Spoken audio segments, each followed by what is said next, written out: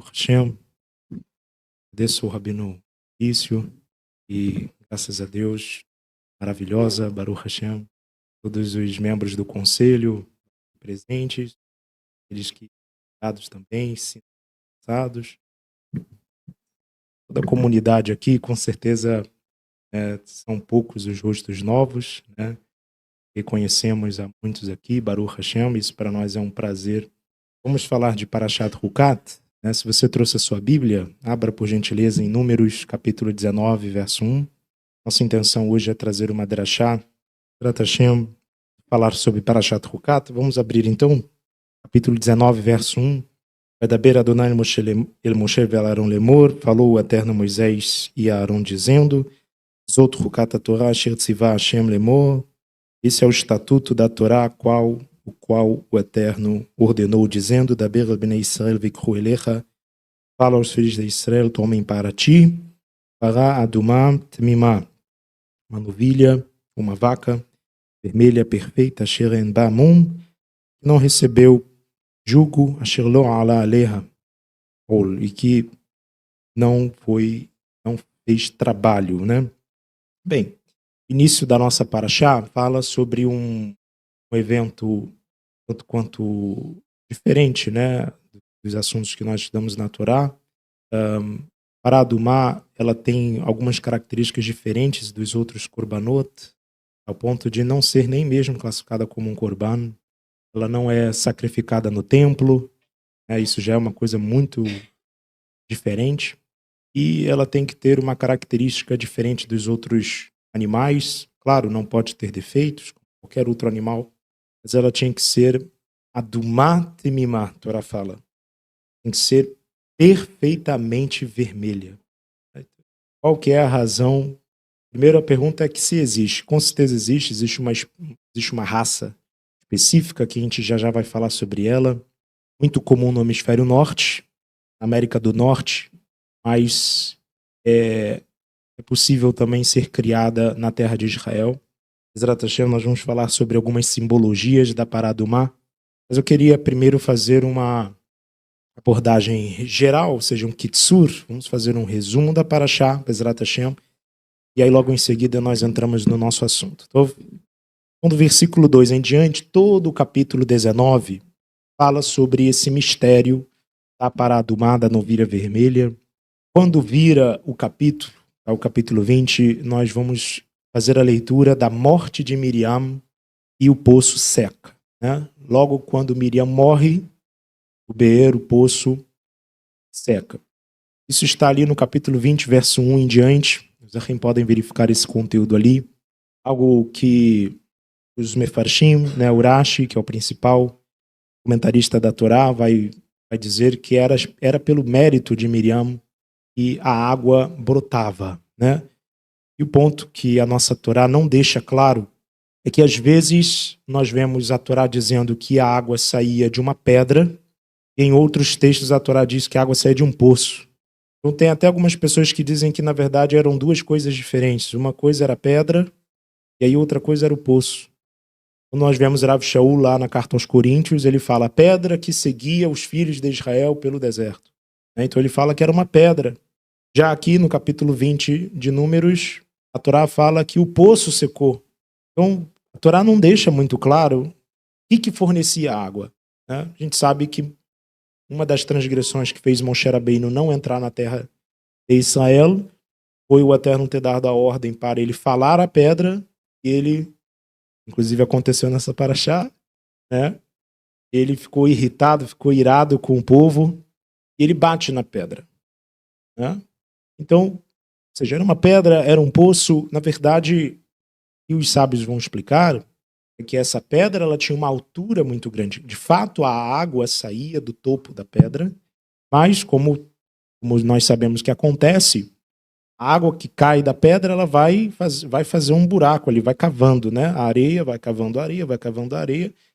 E aí as pessoas costumavam chamar, ou chamavam de pedra, ou também se referiam ao poço, porque ela fazia né? Então logo a gente vê uma cachoeira, algo do tipo, a parte mais profunda da água é justamente na queda d'água.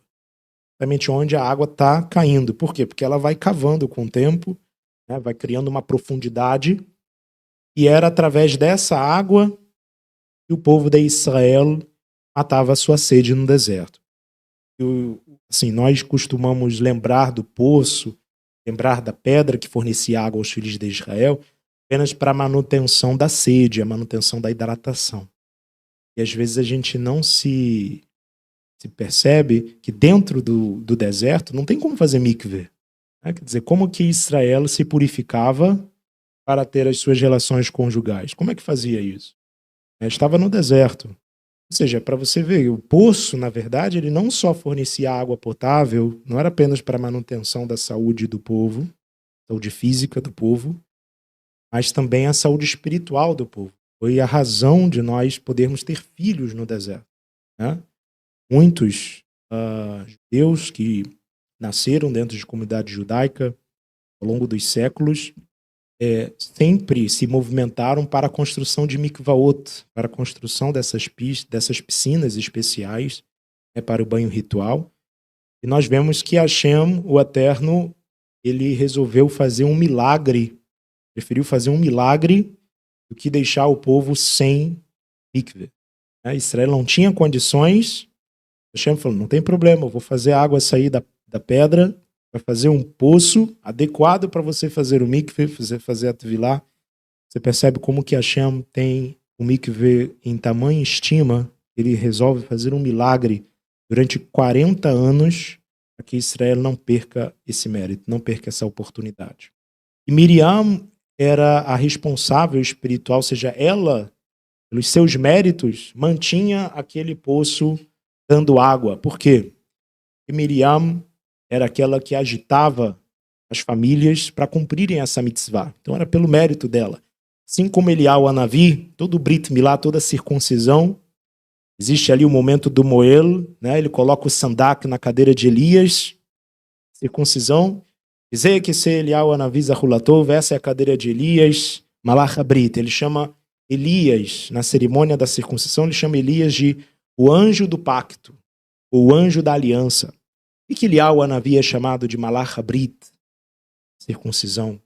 E no registro da Torá escrita, quando nós olhamos o texto do Tanar, nós vemos a vida de Eliyahu em poucos detalhes. Pouco se fala de Elias. O que se fala já é incrível. Né?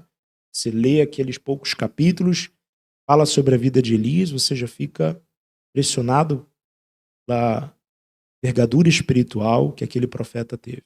Mas não podemos esquecer que Eliyahu Hanavi teve uma infância. Elias teve infância, Elias teve uma jovem, se tornou um jovem adulto. Quer dizer, até chegar no Elias que dá ordem e o céu fecha, dá ordem e cai fogo no céu, teve uma construção. Claro que essa memória não foi registrada textualmente, mas essa memória ficou pai para filho, de geração a geração, de mestre para discípulo. Eliyahu Hanavi, segundo os Midrashim, antes de iniciar a sua carreira Navi, de profeta, ele foi uma das pessoas que movimentou, andou em Israel de norte, sul, leste e oeste, fazendo campanhas de Brit Milá. Eliyahu Hanavi fazia campanha de Brit Milá. Chegava em uma cidade, via ninguém tinha Milá. O que Eliyahu Hanavi fazia o Brit Milá de todo mundo. Percorreu o norte, sul, leste e oeste de Israel, fazendo Britot, fazendo circuncisões.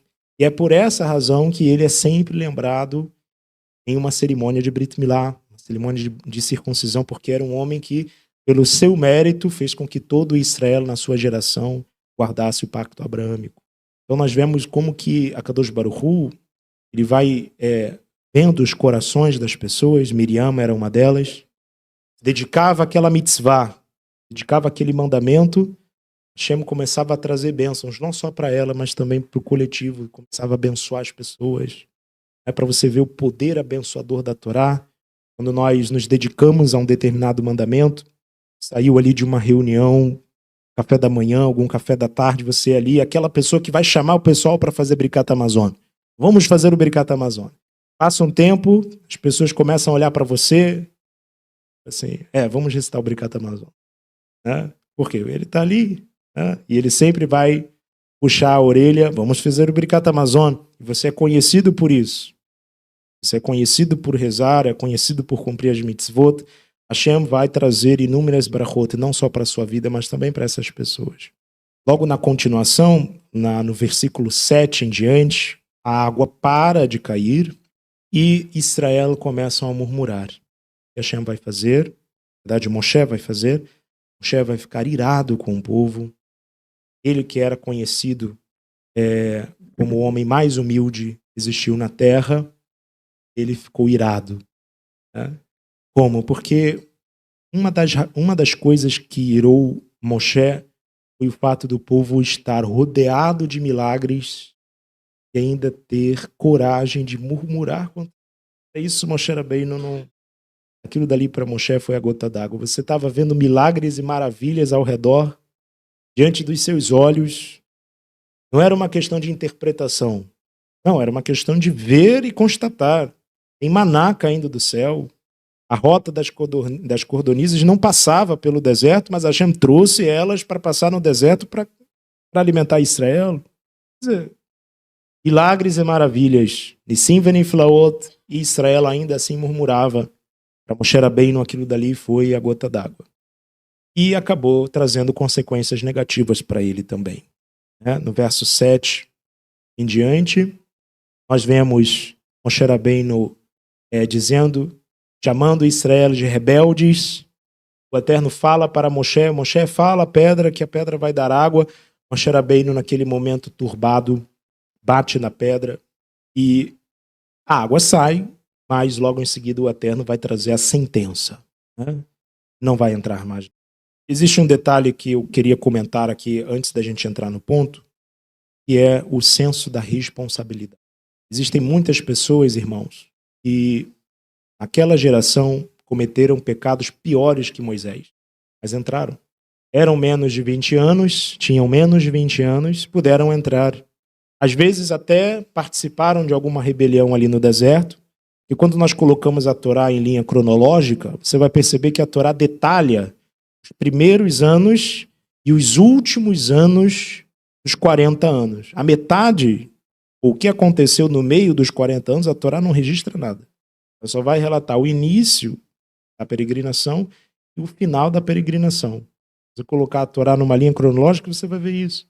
Então, quantas outras rebeliões aconteceram que não foram registradas no texto da Torá ainda? Mas ainda assim esse povo entrou. Enquanto Moshe, o que ele fez? Descumpriu uma palavra do Eterno. Hashem disse para que ele falasse a pedra. Moshe Rabbeinu, ao invés de falar, bate na pedra, fere a pedra, como diz o texto. E essa é a sentença. Para pensar em outras transgressões de punição muito pior e que aquele que cometeu ainda assim entrou na terra. Agora, para Moisés, por que o Eterno usou um crivo tão grande? É o conceito da responsabilidade, o conceito do comprometimento.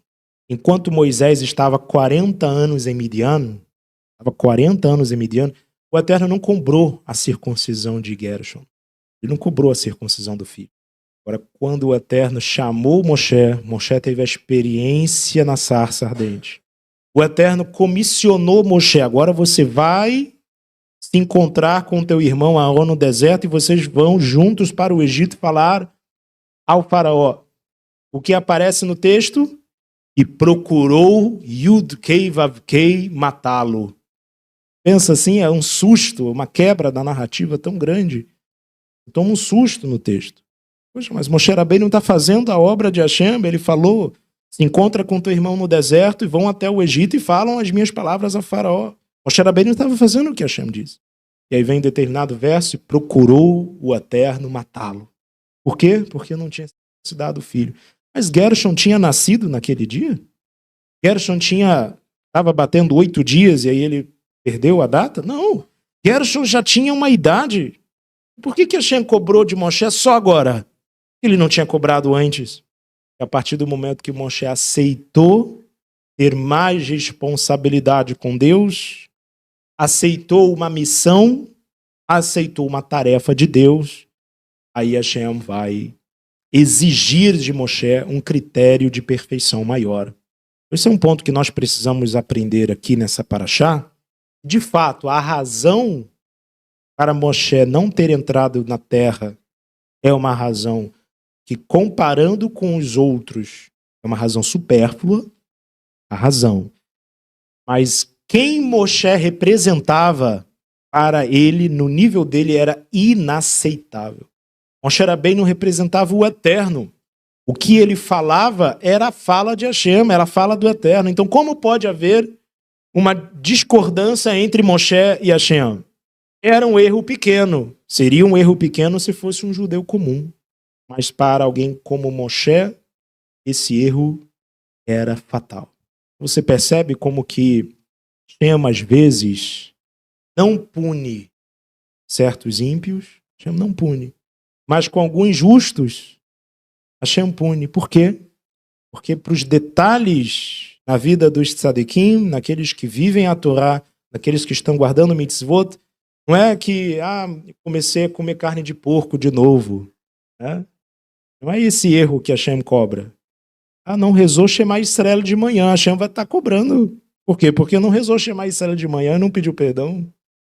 Mas tem um outro ali do outro lado da rua que come carne de porco todo final de semana e Hashem não faz nada comigo, qualquer coisinha Hashem já faz, mas é porque você aceitou uma responsabilidade maior.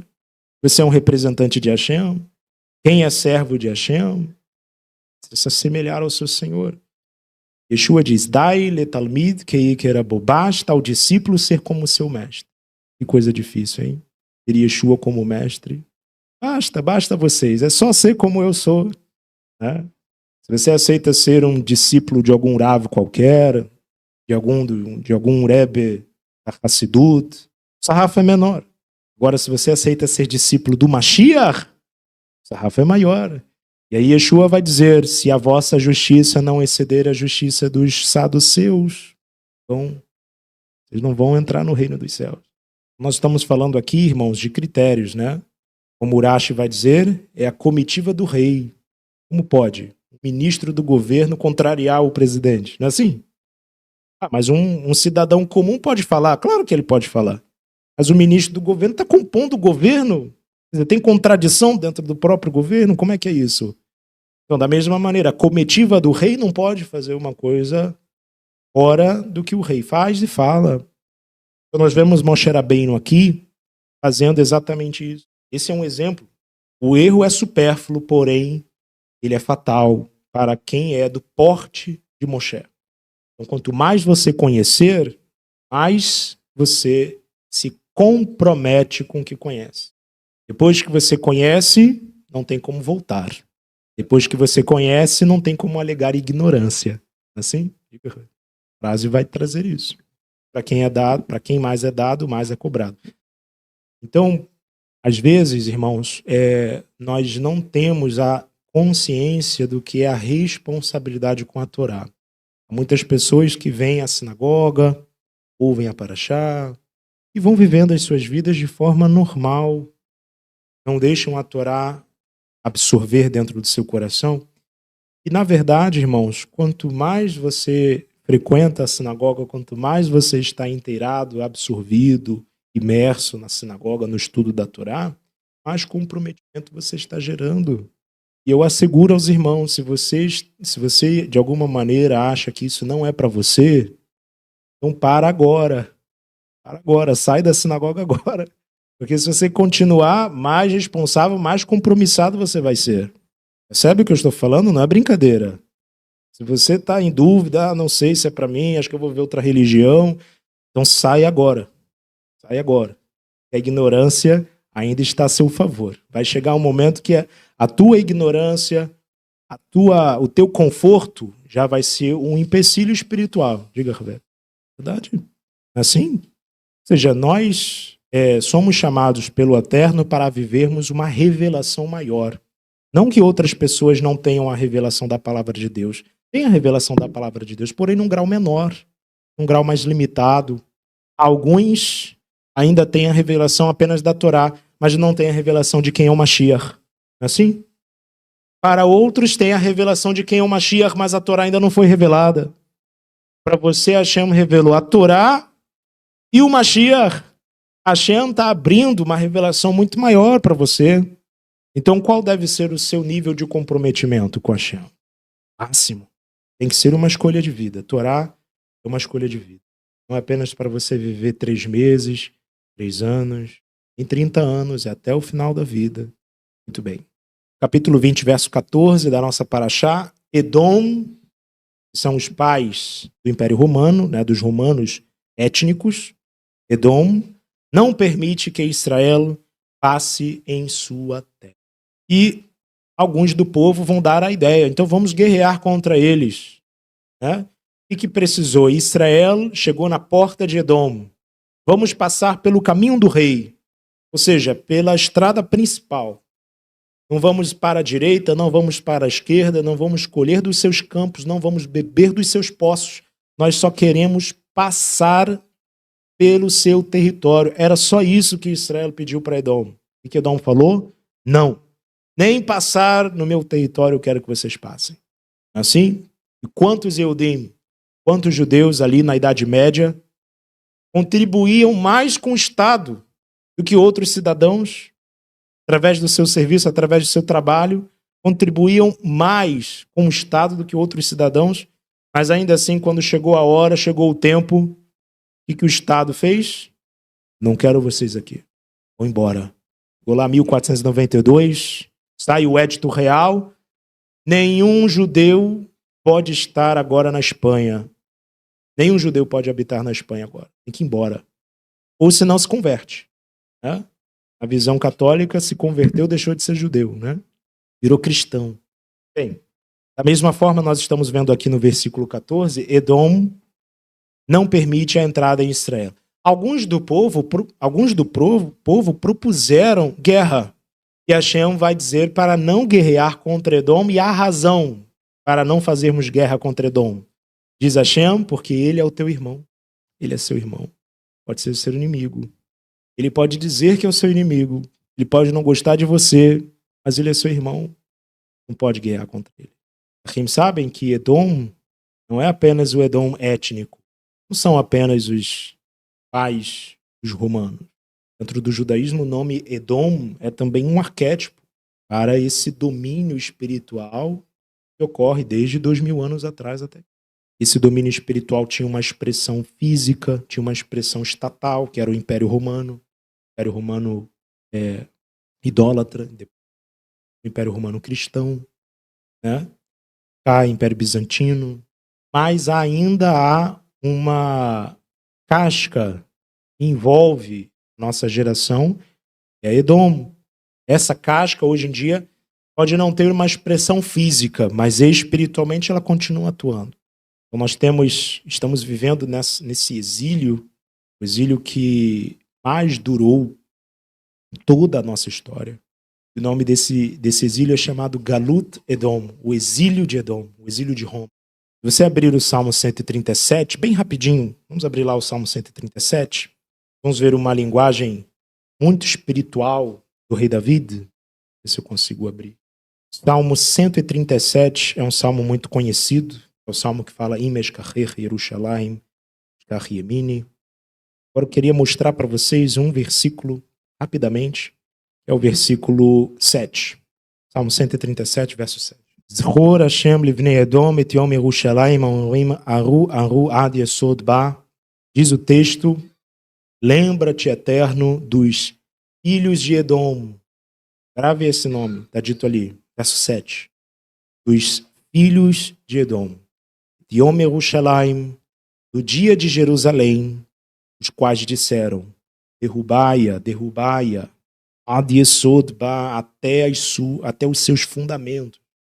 É o versículo que está falando para que Hashem lembre do dia da queda da cidade de Jerusalém, em que os romanos diziam: derrubai-a, derrubai-a, até os fundamentos, vamos tirar tudo. Quando alguém destrói uma casa, ela deixa a sapata ali, não tem por que tirar a sapata, está debaixo da terra. Os romanos fizeram a queda da cidade, fizeram a queda do templo, tentaram tirar inclusive as sapatas, os registros ficavam debaixo da terra, até os fundamentos eles tentaram tirar. Queriam apagar a história. Zchor Hashem, por isso o salmista fala: lembra-te, Hashem, dos filhos de Edom, do dia de Jerusalém, que disseram: derrubai-a até os seus fundamentos. Agora, ele falou de Edom aqui, não é isso? Falando de Edom. Agora entra o verso 8. Bat Bavel Ashdudá. Olha a expressão que ele usa aqui. Ó filha da Babilônia, a predadora. Essa expressão talvez possa estar traduzida diferente para você aí na versão, mas essa palavra Ashdudá, em hebraico, significa predadora. O salmista está dizendo que essa Edom, do verso 7, ela tem uma mãe. Edom tem uma mãe. E ela chama Edom de Bat Bavel. Edom, filha da Babilônia. Filha de Babilônia, tá? Ou seja, de fato, Edom é chamada dentro da tradição judaica como sendo o nome desse exílio que estamos vendo, Edom. Mas lá no livro de Apocalipse, capítulo 18, 19 e 20, ela já é chamada de Babilônia, a mãe de todas as prostituições. Isso é Bavel. Edom é filha dela. Edom, essa expressão moderna de apostasia, a Torá. Eu tenho falado isso algumas vezes, eu tenho dito aos irmãos lá da comunidade que, na verdade, não é apenas um senso de apostasia religiosa, não, irmãos. Os irmãos pararem para perceber, de algumas gerações para cá, na verdade, existe um espírito de rebeldia contra qualquer lei. A gente não está falando só da lei de Deus. Tem pessoas que se rebelam contra a Torá, mas não é só no aspecto religioso. Há pessoas que estão se voltando, e isso a cada geração vai se naturalizando ainda mais. As pessoas estão sentindo um desejo de quebrar as leis, ser contrário às leis, né? Essa tendência de anomia, de ser alguém que é contrário, que é rebelde às leis, não é apenas no âmbito religioso, não. No âmbito da sociedade também. Não é apenas uma expressão do cristianismo ou de qualquer outra religião. Essa apostasia, ou seja, você sair dos ditames de uma lei, de um decreto, de uma constituição, que seja, passar das gerações, nós estamos vendo esse ruach, né? Inspiração malévola contrária às leis, seja dos homens, seja de Deus. Né? Então, o verso 8 diz: Bat Bavel Ashdudá, ó filha da Babilônia, a predadora. Verdade. Hoje em dia, as alianças, os papéis, as cerimônias não têm mais valor nenhum. Olha isso. Já percebe por trás dessa frase qual que é a tendência, né? Então é uma coisa realmente para se assustar. Olha só isso. Né? Diga, Rabino. As leis existem porque tem um impulso ali que está levando as pessoas àquilo. Mas não é bom. Às vezes no âmbito do indivíduo, às vezes no âmbito coletivo. Então se acorda a fazer uma lei. Não pode avançar sinal vermelho. Por quê? Porque o sinal vermelho é código verde para o pedestre. Né? O pedestre está vendo ali. O sinal vermelho para os carros é verde para mim, vai andar.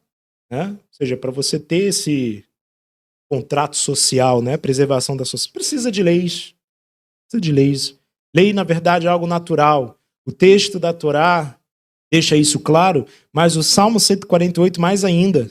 Rok Natan velo Yavor. Você olha a lua, olha o sol, olha as estrelas. Baruch Hashem, a lua nunca decidiu mudar as leis que Hashem deu para ela, né? Baruch Hashem por isso.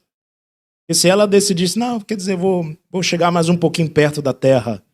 Imagina, se ela fala isso. Se decidir chegar um pouquinho só mais perto, acabar com a vida da terra. Rok Natan velo Yavor, diz o Salmo. Hashem deu um decreto e eles não ultrapassam. Hashem deu um limite para o mar. O mar não ultrapassa, às vezes. Né? Às vezes, mas está dentro da profecia também. Né? Mas o que nós vemos, na verdade, é que toda a criação segue o regimento do Eterno. Agora, o homem é o único ser que acha que pode fazer o contrário. Olha para os animais, olha para a natureza, olha para o ciclo da água, o ciclo do carbono, o ciclo dos ventos, das marés, tudo segue conforme o ciclo natural de Hashem. Todos seguem um decreto. Né? Como? Outra frase também que se ouve falar. E a cada geração se torna ainda mais comum. Bat Bavel Ashdudá. O texto da Torá diz, texto dos Salmos, ó filha da Babilônia, a predadora. Shrei sheishalem lach, diz, bem-aventurado aquele que lhe dar o pago. Et gimulayech shegamal tilano, que é alguns textos, né?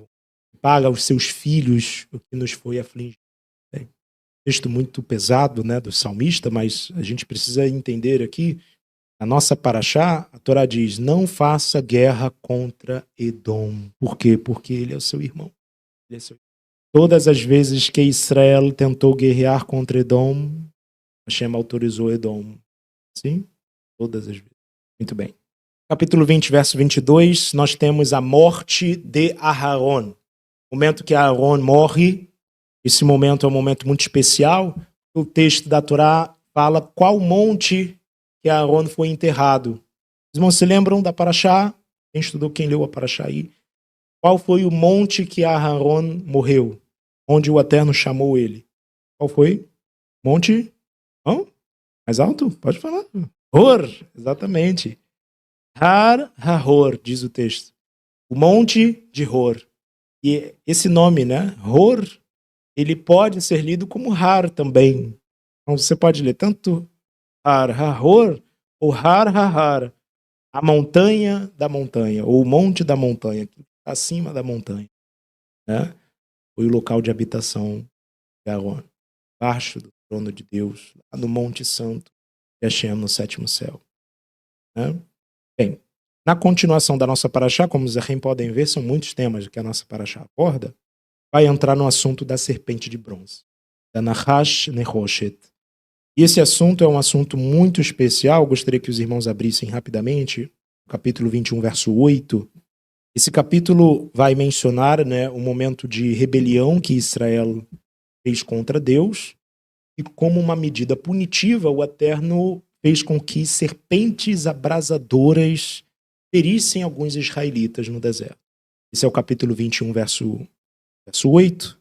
O texto diz, Vayomer Hashem el Moshe, disse o Eterno a Moshe, no meio daquela crise, Aselecha saraf, faça para ti uma serpente ardente, Vesimoto alnes, põe-na sobre uma haste, e será que todo aquele que, sendo picado e olhar para ela, viverá. É assim que é o texto da Torá. Coisa linda, né? Agora, olha que coisa interessante. Esse texto traz uma medida muito simbólica, porque Hashem poderia curar os filhos de Israel que tinham sido picados apenas com uma palavra, como foi no caso da rebelião de Korah, Datan e Aviram. Aharon colocou incenso no incensário, ofereceu o incenso diante de Deus, a praga acabou. Por que não foi assim de novo? Essa é a ordem a Aharon colocasse o incenso, apresentasse o incenso diante de Deus. Mas aqui nesse caso, os Zerrim podem verificar que o pecado não foi expiado por sacrifício animal. Não teve sacrifício animal, não teve oferta de incenso. Algo completamente anômalo. Hashem fala para Moshe, faze para ti uma serpente ardente, põe-na em uma haste, será que todo aquele que, sendo picado, olhar para ela, viverá, será curado. Inclusive os Midrashim vão dizer que inclusive as pessoas mortas, eles que já tinham morrido, pegavam a cabeça, abriam as pálpebras, se o olho visse a cobra, a pessoa voltava a viver. E olha que coisa incrível. Até aquele que já tinha morrido, conseguisse abrir as pálpebras dele, ele conseguisse olhar para a serpente de bronze, voltava a viver. E Chachamim vão dizer, inclusive, né? E todo aquele que, sendo picado, olhar para ela, viverá. Hashem, inclusive, curou os cegos, né? Porque puderam ver a serpente e foram curados. Quer dizer, imagina a quantidade de milagres, é milagre dentro de milagre, né? Hashem realizou aqui. E isso, sem dúvida, irmãos, tem um símbolo. Não é à toa. Hashem, na sua Sagrada Torá, está mostrando as setas do caminho, as placas do caminho. Essas placas querem apontar para um indivíduo que está central em toda a Torá. Assim como o Rav Shaul, o apóstolo Paulo, escreve, qual que é a finalidade da Torá? Mashiach. A finalidade da Torá é revelar o Mashiach. né? Estou lendo o texto da Torá, lendo a Parashá, estou visualizando o Mashiach, estou chegando no objetivo da Torá. A função da Torá é revelar o Mashiach, aquele que está no centro da Torá. E esse registro aqui é um registro muito interessante, porque Yeshua vai fazer uma menção, né? Os Achim podem verificar, inclusive, essa passagem.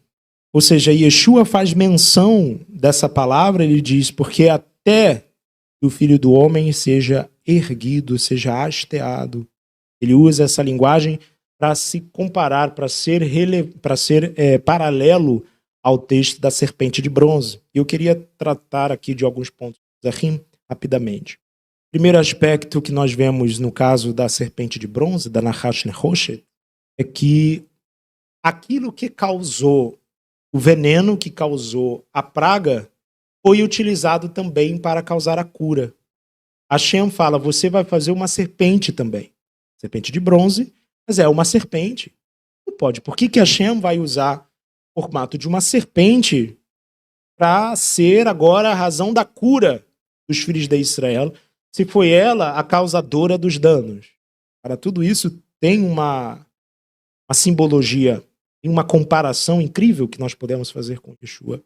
Primeiro detalhe que nós precisamos trazer aos Zahim, que essa palavra Nahash, Hash, em hebraico, ela é traduzida como víbora, serpente, cobra.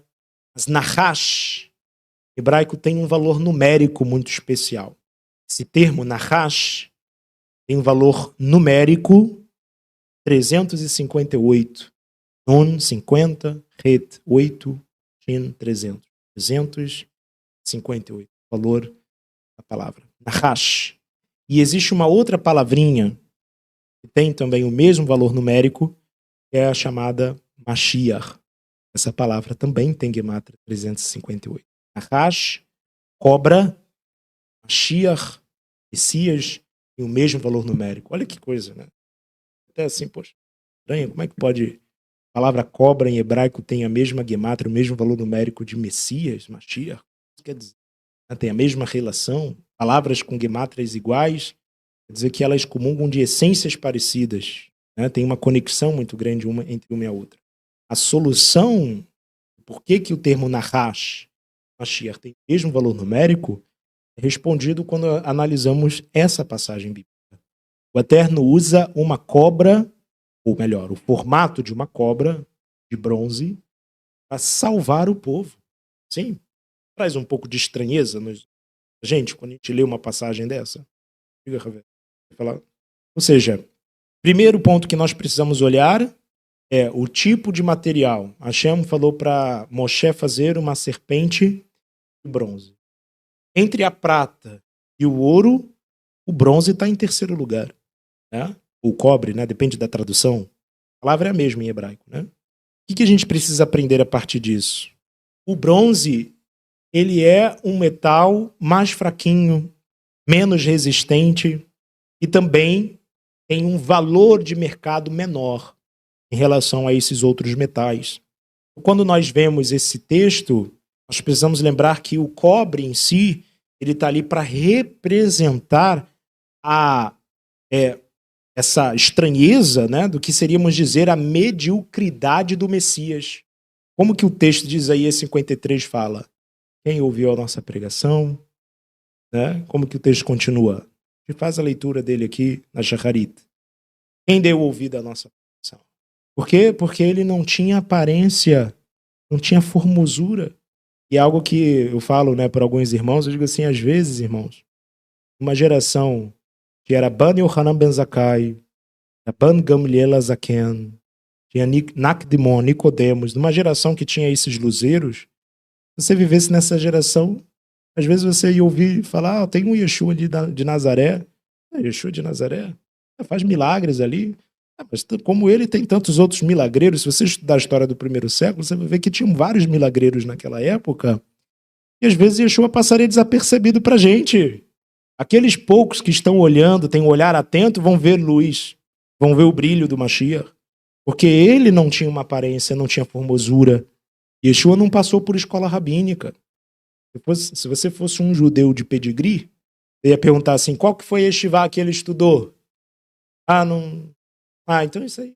Quem que é ele? Não sei quem que é ele. Eu prefiro estudar com Rabban Yohanan ben Zakkai, né? Rabban Gamliel Zaken. Deixa ele pra lá. Por quê, irmãos? Porque não tinha formosura no Mashiach. Ele era o Mashiach. É aquela contradição que João explora, né? O mundo do qual ele fez parte da criação daquele mundo. Quando ele veio ao mundo, o mundo não conheceu. Yeshua fez parte da criação do mundo. Quando ele vem ao mundo, o mundo não conheceu. Porque é esse aspecto da mediocridade do Mashiach. Mediocridade no bom sentido, ok, irmãos? No quesito do mediano, né? Mashiach não veio destacado. Como perguntou, né, o Evangelho, pode vir alguma coisa boa de Nazaré? Estigma. Né? Periferia? Vai vir de bom? Lá da Galileia? Né? Ou seja, Mashiach não veio com essa formosura. Essa serpente não foi feita de ouro, não foi feita de prata, não foi feita de bronze.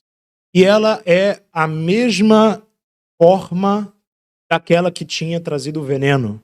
Ou seja, as serpentes abrasadoras envenenaram Bnei Israel. Bnei Israel estava morrendo. Eles estavam morrendo pela picada dessa cobra. E Moshe Rabbeinu recebe a ordenança de Deus. Você vai fazer uma saraf, vai fazer uma serpente abrasadora de bronze e vai ser através dela que você vai curar os filhos de Israel. O que foi necessário que acontecesse? Foi necessário que o Filho do Homem, Filho de Deus, né, viesse ao mundo como Filho do Homem, viesse, como o texto de Paulo diz, à semelhança do pecado. Né? Yeshua veio à semelhança do pecado. Por quê? Porque ele nasceu como um ser humano. Tinha carne como nós temos, ossos como nós temos, sangue como nós temos. Isso torna a gente ainda mais impressionado, né? Porque o texto do apóstolo vai dizer que ele foi submetido a todas as tentações e ainda assim não sucumbiu. As tentações de Yeshua eram reais. Por quê? Porque ele era homem. Yeshua era homem aqui na terra. Então foi necessário que, através da própria carne, né, nesse paralelo, a nossa carne está envenenada pelo veneno da transgressão, pelo veneno da serpente, lá no Gan Eden. Né? Nossa carne está envenenada. É necessário, então, que a cura venha à semelhança dessa carne, à semelhança do pecado, para fazer a restauração. E agora entra o capítulo 45 de Isaías. Veja só o texto. Isaías 45, verso 22. Olhai para mim e sereis salvos, vós, todos os termos da terra. Mas o texto vai mencionar isso. Olhem para mim e sereis salvos. Yeshua mostra, através dessa profecia, que é através dessa visão, mas essa visão ela envolve também a emuná. Você ter a emuná no Mashiach. Como o texto de Zacarias 12, verso 10, um texto muito conhecido. E olharão para mim a quem traspassaram e prantearão sobre ele como quem pranteia pelo filho unigênito. Chorarão amargamente por ele, como se chora amargamente primogênito. O texto continua. Chorarão, filha de Natã. Shem vai derramar um espírito de súplicas. Israel vai reconhecer o Mashiach quando eles irem. E assim o texto vai dizer, todo olho verá o Mashiach. O próprio Mashiach será autor dessa frase, está ali em João capítulo 8, verso 28. Na verdade, já a gente vai falar de João 8, 28, mas o texto de Atos 1, verso 11, o anjo fala para os discípulos, esse mesmo Yeshua, que dentre vós foi recebido em cima nos céus, há de vir, assim como para o céu o vistes ir. E então se observará, olha só, se observará o Filho do Homem vindo em uma nuvem com poder e portentosa glória. Então esse texto é um texto que vai dar uma relevância para esse aspecto de você ver, você contemplar o Mashiach, para que ocorra essa cura da ferida da morte. Nós vamos falar um pouco mais sobre isso, como que é esse processo de cura que Yeshua faz. Né? Então, esse é o resumo dessa paraxá, Bezrat Hashem. E o nosso intento é, se Deus quiser, falarmos sobre Pará Adumá, né? Que é ainda o tema da nossa paraxá, está lá no capítulo 19. Eu não queria mostrar para o Zahim aqui, primeiramente, algumas passagens. Quando nós olhamos para a queda do templo, hoje em dia, a queda do templo tem uma função muito menos impactante do que nas gerações passadas. Hoje em dia já se passaram inúmeras gerações. Hoje em dia nós já temos um judaísmo que foi adequado para viver sem templo. Hoje em dia, irmãos, é uma coisa que se alguém ouvisse isso no primeiro século, ou ouvisse isso na geração de Davi, olha, o Yom Kippur foi maravilhoso, Baruch Hashem, rezamos o dia inteiro na sinagoga, jejuamos. Ué, o Yom Kippur você passou na sinagoga? E o Beit HaMikdash? E os 2 bodes? E o boi? E o serviço do sacerdote? Se alguém ouvisse a forma como nós vivemos o Yom Kippur hoje, se alguém lá da época em que o templo existia, né, ouvisse como que a gente vive o judaísmo hoje sem templo, ia se escandalizar. Como que no Pessah não tem corban? Você faz o ceder como? A gente não tem a carne. Por quê? Porque o templo está destruído. As pessoas não iam acreditar. E esse é o texto que eu gostaria de mencionar para o Zahim, como que houve essa transição, essa mudança, né, da estrutura religiosa do povo judeu pós-templo. Ou seja, agora que não tem mais templo, como que a gente vai se reestruturar? Como vai ser isso? Então, fizemos uma cotação de um historiador chamado Hans Borger, num livro traduzido de língua portuguesa, Uma História do Povo Judeu. Quinta edição, é o volume 1, página 249, vamos mencionar aqui para o Zahim, Merkaz Yuto Shel Beit HaMikdash, a centralidade do templo sagrado. Hans Borger traz a seguinte fala, página 249 do seu livro. Ao fim das 3 guerras, a impotência política era total. Isso aqui no contexto do primeiro século. Okay?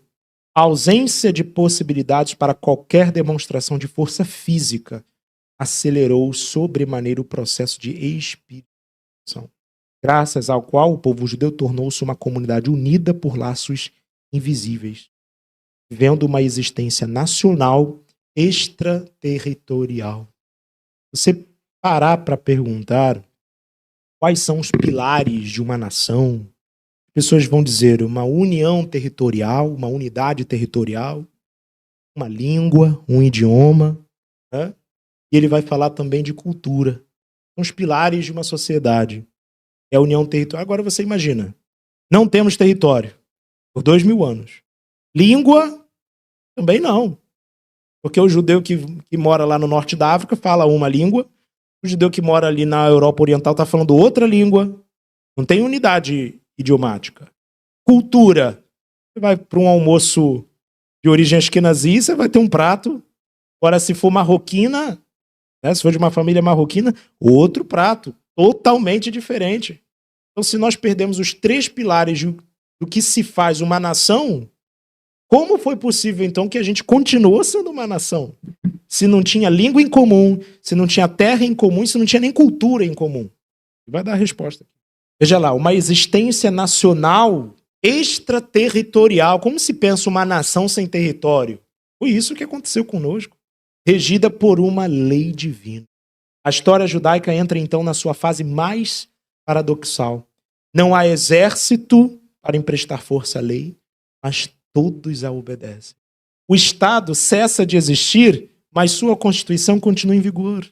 A majestade do templo desaparece, mas em toda parte do mundo os judeus se inclinam-se 3 vezes ao dia em sua direção para rezar por sua reconstrução. Eruditos substituem os guerreiros, mártires e combatentes. A prosódia dos estudiosos toma o lugar da pompa e do esplendor. Então, ele vai continuar, vai finalizar a fala dele. A história judaica continua sendo uma história de heroísmo e coragem, representados pela palavra em vez da espada. Então, ele conseguiu resumir aqui, em poucas palavras, como foi essa reestruturação religiosa, identitária do povo, quando nós perdemos o templo, quando nós perdemos a nossa terra. que nos manteve unidos? Uma lei divina. Foi um senso abstrato de espiritualidade. Isso que nos manteve juntos. Né? Foi você visitar uma sinagoga, você não fala o idioma, tem cultura diferente, é de um outro lugar, mas você fala assim, você é meu irmão, faz o serviço. Reza as brachot, reza o Shema Israel. Né? Ou seja, você pode falar um outro idioma, mas todo mundo está rezando em hebraico. Então, pelo menos na reza a gente combina. Né? Ou seja, na Torá, em mitzvot, Baruch Hashem, estamos unidos, podemos estar em qualquer lugar do mundo, mas estamos falando uma mesma Torá. A língua da Torá é uma só. Né? Então, essa lei divina é aquilo que nos une. Então, olhamos para esse momento da nossa história, da queda do templo, para nós entendermos o quão importante é o Beit HaMikdash na nossa vida judaica. Mesmo que, paradoxalmente, nós não sintamos a necessidade do templo no nosso dia a dia. Mas ele é importantíssimo. Vou prosseguir aqui um pouquinho nos nossos slides. Agora nós vamos falar especificamente da novilha vermelha. Né? E aqui nós trouxemos uma fala do rabino Chaim Richman. Claro, muitos rabinos falam sobre a Pará Adumá, da literatura clássica, porém o rabino Chaim Richman, ele é um rabino que está intimamente ligado a esse tema. Por quê? Porque ele é nada mais, nada menos do que o diretor do Instituto do Templo. Né? Assim, tem rabinos que escrevem sobre a novilha vermelha. Sim, esse rabino aqui está no seio desse assunto. Ele é o diretor do Instituto do Templo. Então, nós vamos cotar aqui a palavra dele. Ele inicia dizendo assim, a ordenança divina da novilha, além do alcance do intelecto frágil do homem, com todos os detalhes de sua preparação e cerimônia, clama a Israel e a todos os que procuram se apegar à palavra viva do Deus de Israel. Purifiquem-se, sacuda seu desespero, a morte é uma ilusão. Ou seja, ele está dizendo que existe uma mensagem por trás da cerimônia da Pará Adumá, vai mencionar isso, a necessidade da nossa purificação. Ele diz, assim está escrito, mas todos vocês que se apegam a Hashem, seu Deus, todos vocês estão vivos hoje. Deuteronômio 4:4. Então, a novilha vermelha, a Pará Adumá, além de toda a sua simbologia, nós vamos abordar aqui, Bezrat Hashem, ela comunica para nós que o Eterno dá dispositivos de purificação. Ninguém pode dizer, sou muito pecador para falar com Deus. Ninguém pode se esconder atrás dos seus pecados e dizer que por eles você não busca. Eu só não busco o Eterno com todo o meu coração porque eu ainda tenho esse empecilho aqui na minha vida que deixa tudo travado para mim. Eu falo, meu filho, Hashem deu dispositivos de purificação. Ninguém é preso a pecado. Que mesmo que queira, mesmo que não consiga se afastar, é possível. E se não estiver nas nossas mãos, Hashem vai fazer. Porque aquele que deseja cumprir a Torá recebe siata deshmaya. Aquele que se volta para a Torá de Hashem recebe a ajuda dos céus. Né? Diga, Roberto. Baruch. Incrível. Né? É incrível isso. Perceber como que Hashem, ele nos envolve de amor. Hashem nos envolve de amor. Quer dizer, no momento em que eu deveria ter sido punido, Hashem me abraçou. Quer dizer, a gente olha para essas divindades, né, que existem aí, todas carrascas, todas assim, e Hashem, num determinado momento, ele olhou para a gente, e aí Yeshua vai fazer aquela parábola, né? Aquele que mais pecou foi mais amado, foi mais perdoado, tinha uma maior dívida, né? Para qual foi o maior perdão? Quem estava devendo R$5 ou quem estava devendo R$50 mil? Os dois foram perdoados. A dívida, né? Quer dizer, o perdão maior foi dado para aquele que tinha a maior dívida. Né? E o que é comum dos dois é o verdadeiro arrependimento. Verdadeiro arrependimento. Quando Hashem olha o nosso coração e vê que de fato nos arrependemos, já não traz punição. Nós verdadeiramente nos arrependemos. Então não pense, irmãos, que é porque você pecou, porque você transgrediu, ou porque na sua vida aconteceu isso, aconteceu aquilo. Se você está disposto a se arrepender, mudar a sua vida, esse é o nosso Deus. Nós vamos continuar falando sobre texto bíblico, né? Quero fazer a leitura, já foi lido aqui, mas rapidamente. A Torá diz: falou o Eterno a Moshe e a Aaron, dizendo: este é o estatuto da lei que o Eterno ordenou, dizendo: fala aos filhos de Israel que te tragam uma bezerra ruiva, sem defeito, que não tenha mancha e sobre que não subiu jugo. Ou seja, não houve trabalho, ela não trabalhou. Okay? E a dareis a Eleazar, o sacerdote, a tirará fora do arraial e se degolará diante dele. E Eleazar, o sacerdote, tomará do seu sangue com o dedo e dele aspergirá para a frente da tenda da congregação 7 vezes. Então queimará a bezerra perante os seus olhos, seu couro e sua carne, seu sangue com o seu esterco se queimará.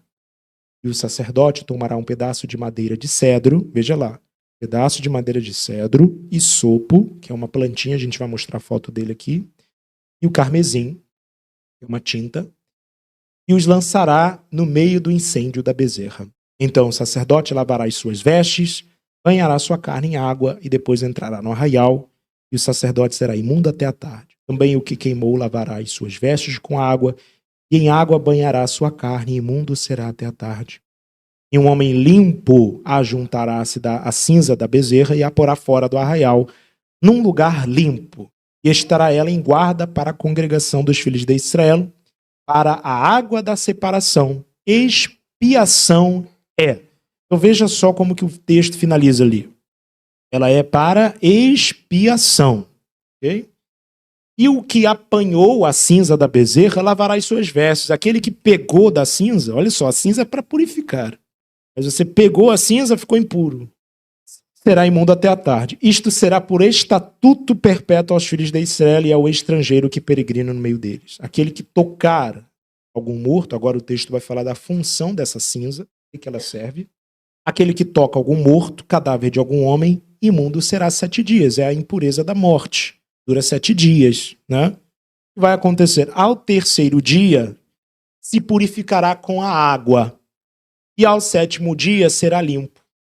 Mas, olha só, se ao 3º dia se não purificar, não será limpo ao 7º dia. Mesmo que ele faça a aspersão no 7º dia, se ele não fez a aspersão do 3º dia, valeu. Tem que recontar o ciclo. Olha que coisa interessante. Na verdade, o que vai ser o 7º dia na contagem dele, na verdade vai ser o primeiro, vai ter que recontar, fazer de novo a contagem. Rahim, que já tem um olhar assim mais adiante, né? Já vem que existe um símbolo muito grande aqui. Né? Teve uma coisa muito especial que aconteceu no 3º milênio e outra coisa que vai acontecer de forma muito especial no 7º milênio também. Você tem que passar por essas 2 águas. Né? Todo aquele que tocar algum morto, cadáver de algum homem que estiver morto e não se purificar, contamina o tabernáculo do Eterno e aquela alma será extirpada de Israel. Porque a água da separação não foi espargida sobre ele, imundo será, está nele ainda a sua imundícia. Então veja o ponto importante da nossa Torá, que há esses símbolos que a Torá está trabalhando, símbolos que vão tratar de paradoxos, né? Ou seja, essa cinza, ela serve para purificar, mas aquele que manipula a cinza fica impuro. Para você colher das águas, você já tem que ser puro. Mas eu estou querendo me purificar, como é que eu vou ser puro? Não, vai ter que ter então uma outra pessoa que é pura e ela vai colher as águas para você. Coisas assim incríveis, como que a forma de purificação que o Eterno está propondo aqui na novilha vermelha, ela não envolve só uma pessoa. Eu acho incrível isso. Não tem como uma pessoa só fazer isso. Ela vai precisar de ajuda. Para ela poder se purificar, ela precisa de um outro. E isso é algo incrível, irmãos. Porque existem certos reparos da nossa alma que nós até podemos fazer de forma individualmente. Existem outras coisas da nossa alma que é só no meu contato da comunidade. Só quando eu estou com um irmão, com um ar, com uma rota. E eu serei retificado. Por isso que eu falo, a vida religiosa dentro de comunidade, ela é uma necessidade espiritual, não é uma questão opcional. Não, irmão, você vem se você quiser. Se você não quiser, você fica em casa. Se você ficar em casa, pode até reparar as coisas podem ser reparadas individualmente. Agora, há certas pendências, há certos reparos, que é somente em vivência comunitária eu vou poder reparar. Né? Aqui o texto vai mencionar isso. É uma pessoa impura, como é a lógica da Guemará. Pode um prisioneiro se libertar? Não, precisa de um outro ali do outro lado da cela para, meu filho, é assim, ó, a chave está aqui, ó, toma, para ele abrir. É o que a gente está mencionando. Ou seja, existem essas mitzvot que envolvem santa convocação, a própria vivência comunitária, ela manifesta o corpo místico de Yeshua. Né? Yeshua fala, se tiverem 2 ou 3 reunidos no nome ali, eu estarei. A relação do corpo místico de Yeshua só se dá presencialmente. Desculpe os irmãos que vêm online, assistem online. Reunião é presencial, para revelar o corpo místico do Mashiach. Né? Foi aquela discussão, né? Os reformistas abriram muito por causa disso na época da pandemia. Pode ou não pode fazer cortejo da Torá online, né? Fazer Kadish, contar minyan online, né? Então, muitos reformistas fizeram essa leniência, mas as comunidades mais religiosas, se não tem minyan, não consta a obrigação de leitura da Torá. Não tem 10 judeus reunidos, eles não são obrigados a ler publicamente, então não tem necessidade de fazer. Quer dizer, não é que está errado, é porque realmente não precisa. Se não tem 10, não tem necessidade de fazer. Muito bem. Vamos a alguns requisitos especiais, né? Derishot, Meyuhadot, os requisitos especiais que essa novilha precisa ter. O ponto da nossa drachá aqui é mostrar para os Zahim, essa daqui é uma das novilhas, né? Os Zahim reparem que precisa ser fêmea, tá? Precisa ser fêmea. Começar a se cogitar alguma coisa. Essa daqui é uma delas, ela estava sendo criada no Kfar Chabad, lá de Israel. Já a gente vai falar um pouco dos detalhes atuais, né, do que está acontecendo em Israel. Mas existem alguns requisitos importantes. Um deles, que consta ali no Mishneh Torah do Rambam, no Hilchot Paradumá, é que quando a Torá diz Adumá Temimá, perfeitamente vermelha, não se pode ter 2 pelos de outra cor. Ela tem que ser perfeitamente vermelha. Por isso você vê em muitas imagens do próprio Instituto do Templo, os pesquisadores que fazem, né, a averiguação das novilhas, eles vão ali até elas com uma lupa. Vão ali numa lupa, checando cada região, como vocês podem ver aqui na continuação, ó, perto dos olhos. Tem que olhar cada região do corpo dela. Por quê? Porque a Torá falou Adumat Mimá. Tem que ser perfeitamente vermelha. Se manifestar 2 pelos de outra cor, psulá, já é proibida. Já não pode ser usada no ritual. Agora, se apareceu 2, e aí você cortou, e aí quando nasceu de novo, nasceu vermelho, ela continua kasher. Né? A questão é o pelo ser de uma outra cor, né? Ser um pelo permanente de uma outra cor. E qual que é o problema que se enfrenta aqui? Por que é difícil? Porque a Torá diz que tem que ser uma novilha de pelo menos 3 anos de idade. E a dificuldade é que, quando passa-se o tempo, o pelo vai escurecendo. Ou seja, quando chega ali 3 anos de idade, a maioria das novilhas que até então eram as candidatas para serem para Adumá, ficam psulot por causa da idade. Ou seja, a Torá exige uma idade mínima, e essa idade é muito difícil da vaca permanecer ruiva plenamente. Né? Então a dificuldade é essa. E essa é uma das razões, é claro que, Baruch Hashem, nos tempos antigos, a gente vai mencionar aqui em quais gerações se houve abate de novilhas vermelhas. Antigamente você não tinha, como é que eu digo, você, no máximo poderia fazer ali cruzamentos ordenados, né? Você vai, essa aqui é vermelha, essa daqui nem tanto, mas vamos tentar até chegar numa raça mais, né, num exemplar mais ruivo, né? Hoje em dia já tem modificação genética, tá até mais fácil, mas olha a dificuldade, né? Quer dizer, até hoje não consegue chegar nesse resultado, mesmo com algumas modificações genéticas, né? Porque de fato é um nes, tem que ser um milagre de Hashem, milagre de Akadosh Baruch Hu. Pode estar ali no registro e tudo mais, mas às vezes não foi o pelo, nasceu com uma pata menor que a outra já.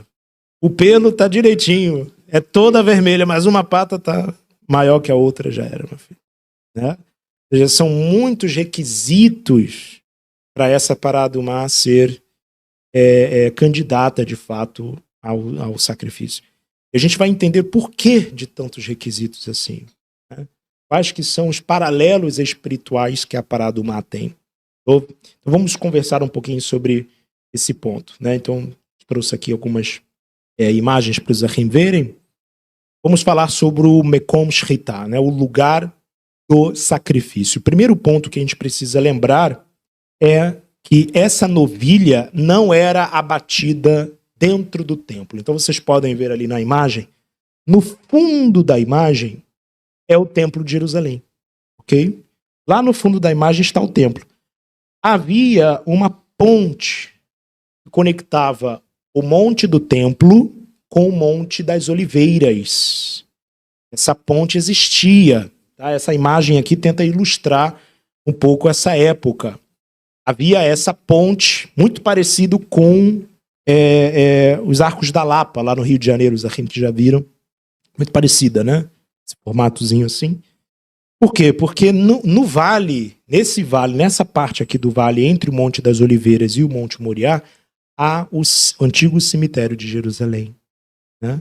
Então, o que não poderia acontecer? Não poderia haver a impurificação dos sacerdotes. Então, como que a gente vai sair do Monte Moriá e fazer, né, essa passagem do Monte Moriá para o Monte das Oliveiras sem passar pelo cemitério, pelo antigo cemitério de Jerusalém? Como que a gente vai fazer isso? Né? Então, essa estrutura ela foi construída até mesmo nas adequações halárricas, porque tem uma determinada altura. Tumat Ohel, ele alcança até 2 amot. Ou seja, se tem um corpo que está enterrado e sobre ele tem 2 amot, ou seja, 1 metro, mais ou menos, 1 metro, um pouquinho menos de 1 metro, você passa por cima do local onde o corpo está, e o corpo está à distância de 1 metro, né? Está a 1 metro de profundidade ali na terra, você recebe tumá, recebe impureza. Se o corpo estiver mais fundo, né, numa profundidade maior, você já não recebe impureza. Porque às vezes existe uma altura de transmissão de impureza também, chamado Tumat Ohel. Okay? Então a ponte precisou ser alta para não transmitir essa tumá, essa impureza. Ok? O Rav está lembrando aqui, né, o antigo cemitério de Jerusalém tem as Kvarot, né, as sepulturas de muitos tzadikim, muitos neviim, né, muitos profetas, né, Baruch Hashem. Perfeito? Irmial, Anavi, Amos está ali também, Baruch. Grande tzadikim, né? Baruch Hashem. Na época do templo de Jerusalém, o abate da novilha era feito em um platô que era construído especificamente para esse abate, tá? No Monte das Oliveiras. Então, reparem aqui como que essa simbologia está sendo construída. Os irmãos sabem que os montes mais importantes na vida de Yeshua são quais? O Monte do Templo, que era onde Yeshua mais frequentava, e tinha um segundo lugar também, que era o lugar preferido de oração de Yeshua, que era o Har HaZeitim, né? Era o Monte das Oliveiras. Yeshua amava esses 2 montes, né? Ou o Monte do Templo, ou o Monte das Oliveiras. Né? Então nós vamos ver aqui vamos vendo, né, na verdade, como que a novilha vai se construindo. Olha só, coisa interessante. Nós erguíamos 7 pilhas de lenha, eram 7 pilhas de lenha, até chegar à novilha. Né? Ou seja, aqui nessa imagem é um pouquinho menos verídica, né? Essa questão das 7 pilhas. Nessa imagem aqui está melhor.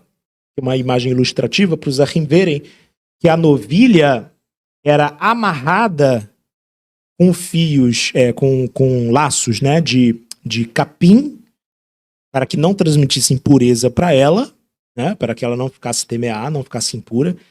Os pés dela eram amarrados na própria pilha de lenha. Por isso que os irmãos estão vendo aqui ela deitada ali, ou na outra imagem, ela fica deitada. Ela ainda está viva ali, mas ela fica deitada. Tá certo que essa raça, especificamente, é uma raça que costuma ser dócil. Tá? Tem determinadas raças de boi que o boi é mais bravo, outros que ele é mais manso. Essa raça que é todo ruivo, costuma ser um animal mais dócil, mais manso. Mas ainda assim, no momento do abate, né, você precisa deixar os pés amarrados para não ter nenhuma imprecisão. Né? Ou seja, nós estamos vendo aqui essa imagem para os Ahim terem uma visualização, né, terem uma imagem, consigam pensar, consigam visualizar como realmente acontecia essa cerimônia. Tá? Ou seja, havia uma procissão, uma saída do portão leste do templo, que hoje em dia está fechado, né? Aquele portão ali de Jerusalém está fechado, mas havia uma procissão, a saída do templo, né? Da porta leste do templo, passagem por toda a ponte, e Israel cantando salmos, cantando Terrilim, rezando a Hashem, até o momento em que a vaca era amarrada na parte de cima dessas 7 pilhas de lenha. Então, olha só que coisa mais interessante. Nós temos aqui uma imagem, né, do que seria o galho de cedro e o galho de isopo. Né? Esse galinho de isopo é aquele que está mais branquinho, e o galho de cedro é um galhozinho fininho de cedro. Era preferencialmente usado o cedro do Líbano, né, que era o cedro usado na construção do templo. E o Cohen fazia uma verificação pública. Ele já tinha separado o galho. Mas o que acontecia? Erguendo cada item, o sacerdote enfrenta todos os reunidos e pergunta em voz alta. Ele pergunta em voz alta: é este cedro? É este cedro? É este cedro? E aí ele perguntava: é este isopo? É este isopo? É este isopo?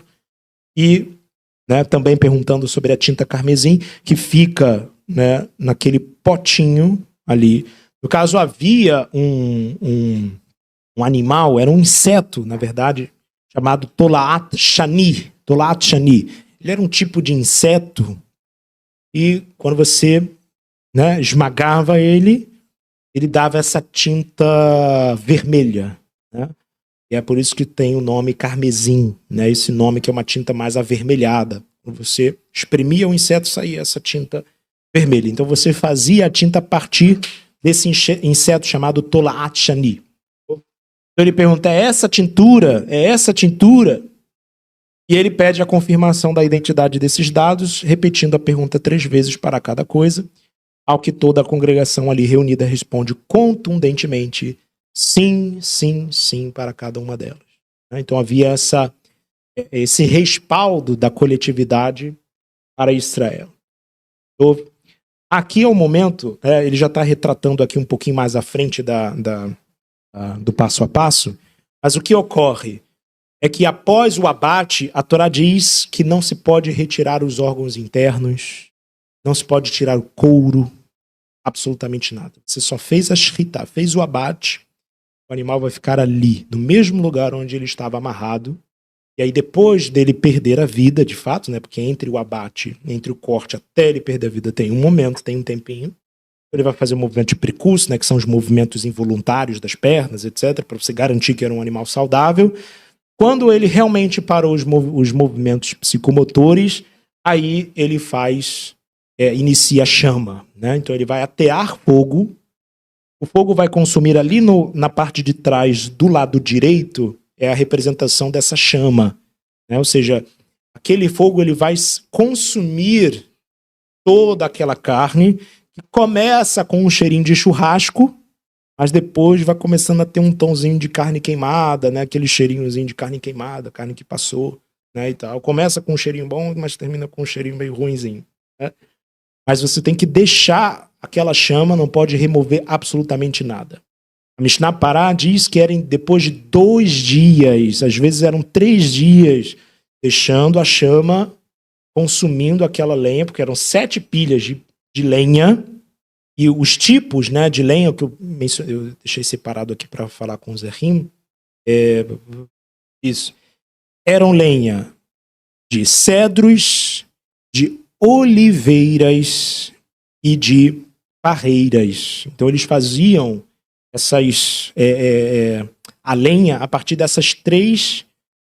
esses 3 tipos de árvore, né? Então era lenha de cedro, lenha de oliveira e lenha de parreira, né? Eles montavam as pilhas a partir desses 3 tipos de madeira. E aqui do lado os sacerdotes, os Kohanim, estão já separando essas cinzas. eles faziam a moedura das cinzas e faziam a peneira dessas cinzas, então eram guardadas as cinzas mais fininhas. Essa era a maneira como eles faziam. E aqui tinha, mais à frente nós vamos ver, assim, voltando aqui, isso. Esse daqui é uma imagem em que a cinza já está pronta, a água já está coletada, e é o momento do sacerdote mergulhar a solução, né, que é misturado à água do tanque de Siloé, com as cinzas da novilha. Você faz essa mistura, essa solução.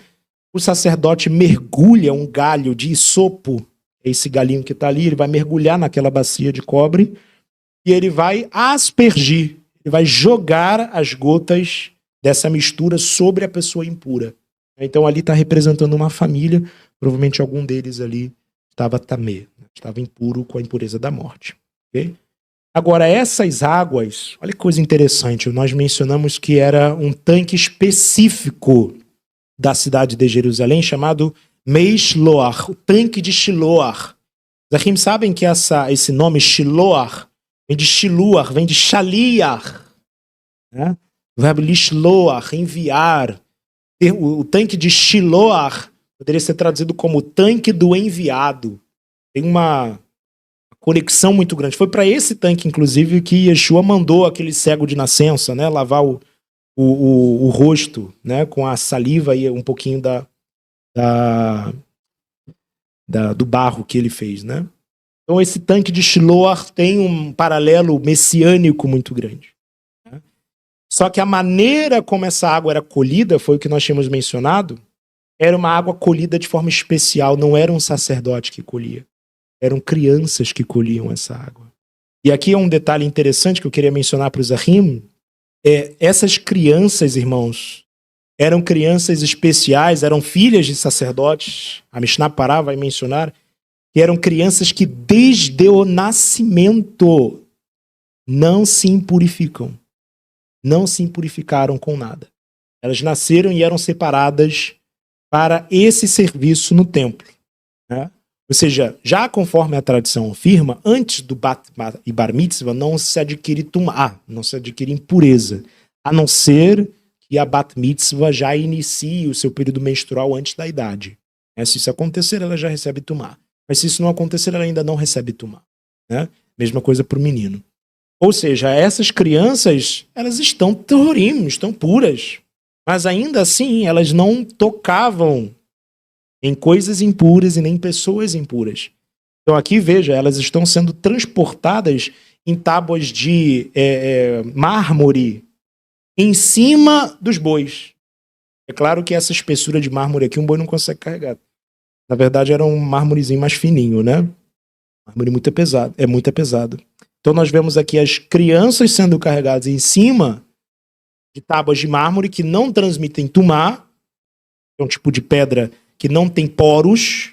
A pedra pome, por exemplo, tem poros, ela recebe tumá. Agora o mármore é lisinho, o mármore não tem poros, não vai absorver impureza. E eram essas as crianças que colhiam a água do tanque de Shiloh, ou seja, tinha que ser tudo de forma pura, para que a água não fosse impurificada.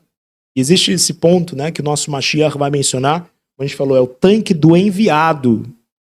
Yeshua, quando vê aquelas crianças, né, vindo até ele, o que os discípulos vão fazer? Vão embarrear Yeshua. Vão embarrear as crianças, né? Não, aqui não é espaço para brincar, né? Vão brincar para lá.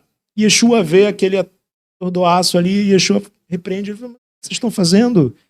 Deixai que as crianças venham a mim. E aí ele fala, porque se não fordes semelhantes a elas, de maneira nenhuma entrarão no reino dos céus. Quer dizer, Yeshua ainda repreende eles de um jeito que, né?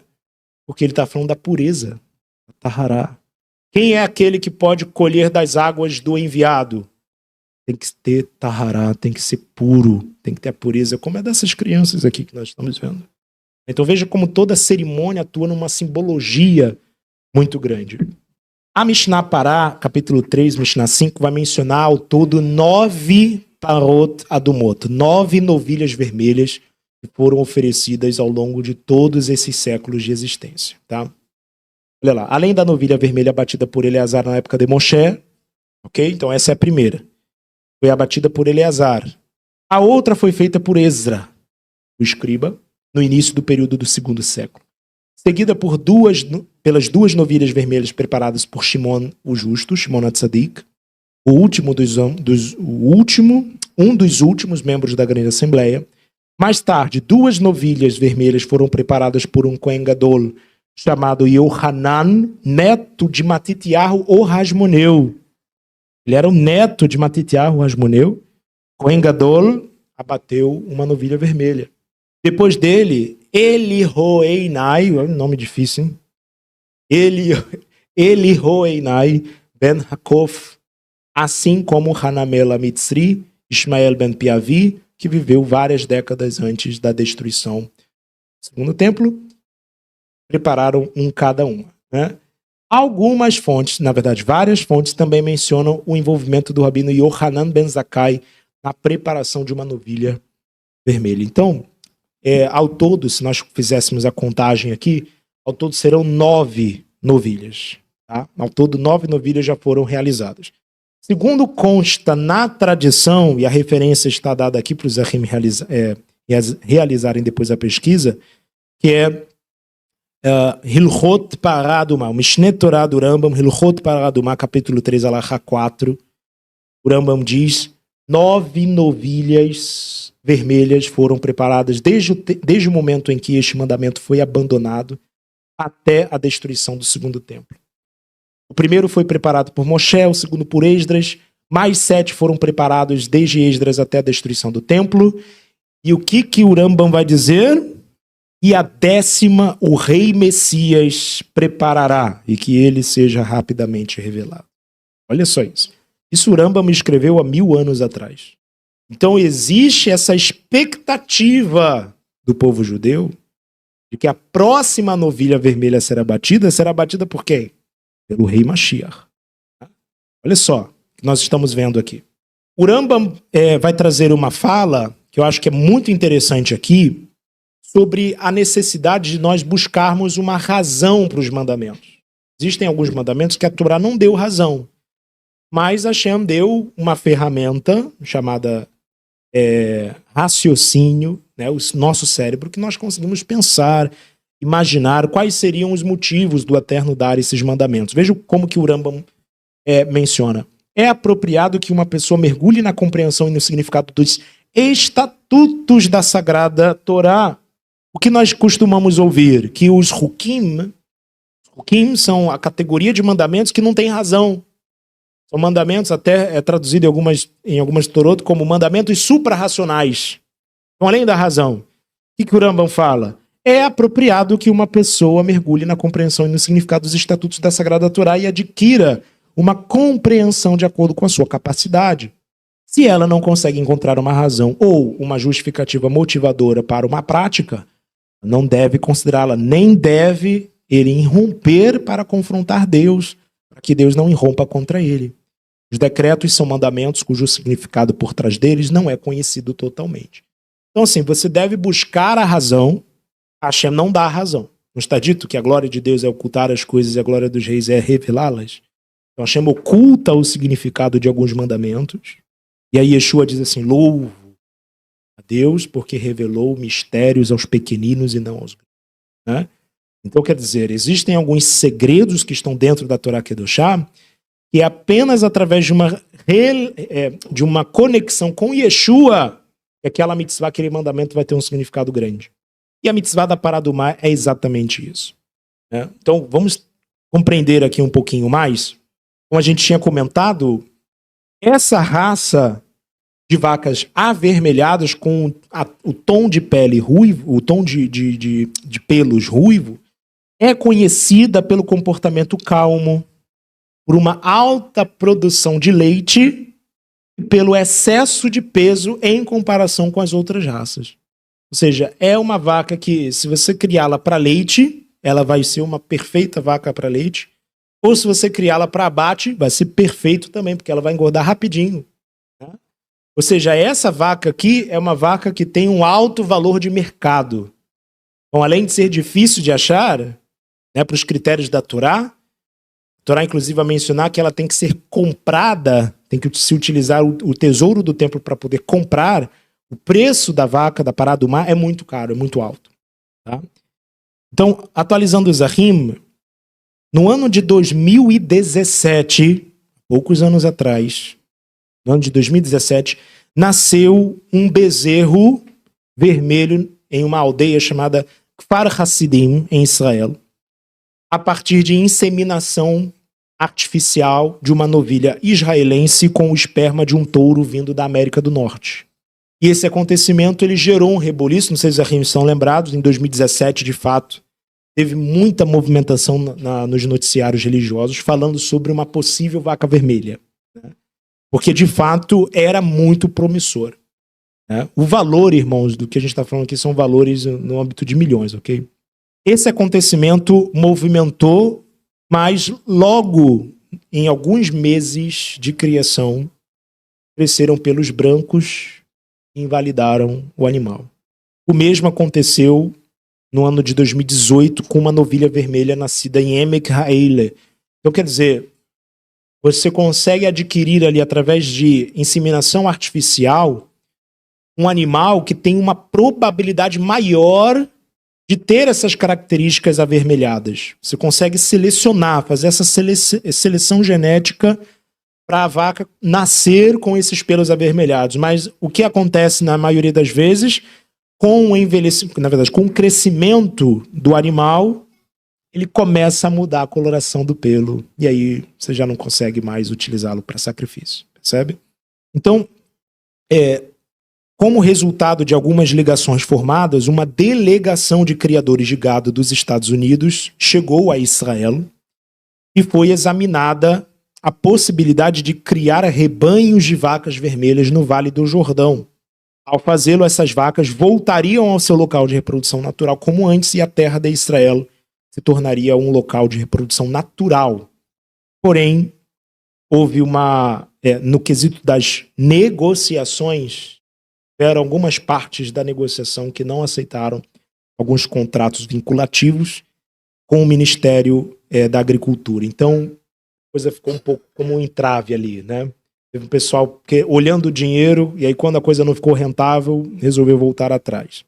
Mas teve um momento ali, quando antes do início da pandemia, ali em 2019, no segundo semestre de 2019, o Instituto do Templo, isso eu estou lendo, irmãos, que são, na verdade, notícias que o próprio Instituto do Templo noticiou na época. Tá? Ele recorreu ao rabinato-chefe de Israel, que era, na época, né, hoje falecido, na época o rabino Mordechai Eliyahu, com um pedido para ele se envolver no projeto. E o rabino Eliyahu juntou uma delegação de rabinos na visitação a uma fazenda de criação de vacas vermelhas em Deni Greenberg, na cidade de Bat Shlomo, perto de Zichron Yaakov, e lá eles começaram a fazer testes genéticos também para fazer essa novilha vermelha. Então, agora, quando nós estamos falando, então, isso foi em 2019, né? Atualmente, na verdade eu estou atualizado de 2022, ok, Raveri? Então, até onde o Instituto do Templo atualizou o site deles, tá? Então, até 2022, tinham 3 novilhas que tinham acabado de nascer. Então, na verdade, hoje, 2024, isso é de 2022, não é isso? 2024, elas estão batendo 2 anos.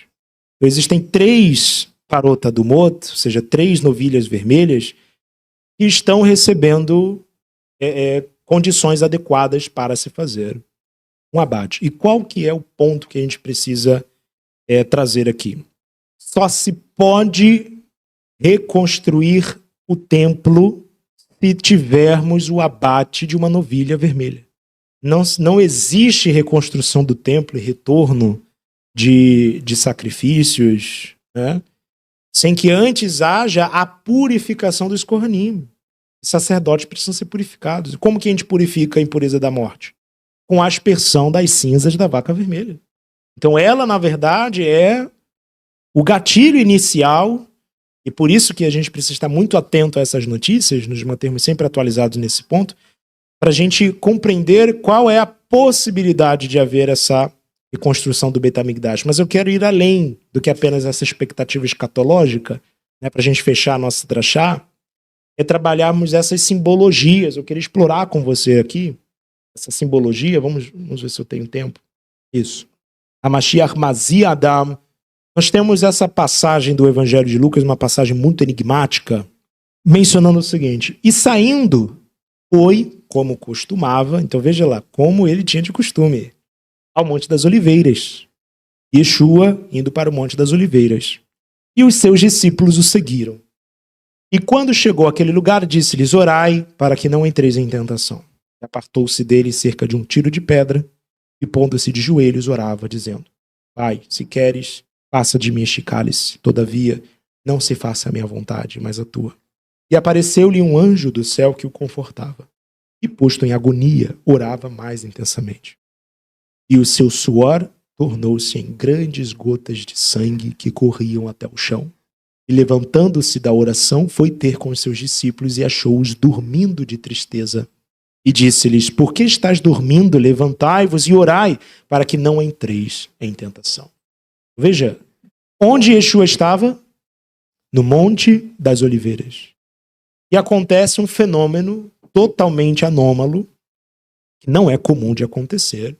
Yeshua começa a suar sangue. Mas não é um suor de sangue, tal como a gente geralmente sua, né? Não é um suor. O texto fala grandes gotas de sangue. Como assim? Grandes gotas de sangue. Quer dizer, a coisa era... Como que uma pessoa fica, irmãos, depois de um estado desse aqui? Né? Tá ali suando, transpirando grandes gotas de sangue. Qual que é a aparência? Como é que ela fica ali? Fica toda avermelhada, toda ensanguentada. Né? Ou seja, quando você visualiza Yeshua ali, em agonia, e ele está perto de ser morto. Está perto da morte. Yeshua em agonia, porque sabia que o seu tempo estava chegando, assume o arquétipo de Pará do Mar. Assume o arquétipo de novilha vermelha. Sendo a completude dessa mitzvah, como a gente tinha mencionado, como que a finalidade da Torá não é apontar para o Mashiach, a Pará do Mar, em todos os seus versículos, está apontando para alguém. E Yeshua ali, nesse evangelho, ele está assumindo esse arquétipo porque existe um sinal, existe algo que as escrituras querem sinalizar. Para que a Pará do Mar servia? Para que toda essa cerimônia servia? Somente as crianças podiam colher da água, né? Aquele que manipulasse as cinzas ficava impuro, mas era através dessa impureza que ele se colocava como impuro que ele conseguia purificar os outros. E o texto de Yeshayahu, Isaías capítulo 53, menciona que ele padeceu por nossos pecados. Yeshua sofreu por pecados que não eram dele. Igual como o homem que toma das cinzas para misturar as cinzas e purificar aquela pessoa, ele está se purificando para purificar alguém. Ele está se colocando na condição de impuro para poder causar a purificação de um indivíduo, causar a purificação de uma pessoa. E Yeshua, nesse momento, ele assume a condição pecaminosa, por isso que o texto fala, ele se torna amaldiçoado, né? O texto de Gálatas vai mencionar isso. Todo aquele que é posto sobre a haste se torna-se maldito, né? Um texto de Paulo que é lindo de ver, que é a condição que Yeshua se colocou para poder oferecer a purificação da morte. E os textos vão apontar para isso, verifique aqui comigo, né? Como Rav Shaul, o apóstolo Paulo, escreve aos Romanos, essa passagem é linda, veja só. Portanto, agora já não há condenação para os que estão em Yeshua, o Messias, porque por meio de Yeshua, o Messias, a lei do Espírito de vida me libertou da lei do pecado e da morte. Olha a maneira como Rav Shaul escreve, né? Ou seja, através de Yeshua, eu recebo a lei do Espírito da vida. E através dessa lei do Espírito da vida, eu sou finalmente liberto da lei do pecado e da morte. Quem realiza isso? É o Mashiach. Esse ato de purificação é um ato que espiritualmente acontece através do Mashiach. E existe um empecilho aqui que a gente às vezes não para pensar, mas uma pessoa que é impura, ela não pode entrar no templo para adorar a Deus. Uma pessoa que é impura não pode oficiar, né? Um sacerdote impuro não pode oficiar. Ou seja, o estado de impureza cria um distanciamento dessa pessoa com o local sagrado, com o santuário. Assim como o Eterno falou, vocês estão distanciados de mim por causa dos vossos pecados. Quando ocorre a quitação, quando ocorre a purificação desses pecados, voltamos a ter essa intimidade com Deus. Então, Yeshua não apenas nos devolveu a vida, mas ele nos devolveu uma chance de termos um novo relacionamento com Hashem. Veja a continuação, em Efésios capítulo 1, verso 7, Rav Shaul diz, nele temos a redenção, a Geulah, a redenção, por meio de seu sangue, o perdão dos pecados. Então ele menciona sempre o quê? O sangue. É o sangue. De acordo com as riquezas da graça de Deus. Então esse ponto aqui é um ponto que, Bezrat Hashem, a nossa intenção era apresentá-lo, né? Trabalhando com os Zahim, a própria maneira como a cerimônia acontecia e as suas simbologias. Bezrat Hashem. Esperamos ter alcançado o nosso objetivo. Baruch Adonai Olam, amém, amém.